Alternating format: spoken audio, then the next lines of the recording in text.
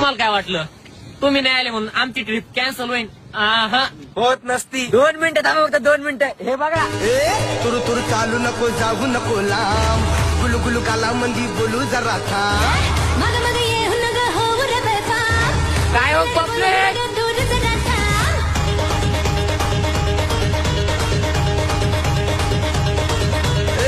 तुरु तुरु चालू नको, जाऊ नको लांब, गुलू गुलू काला मंदी बोलू जरा थांब.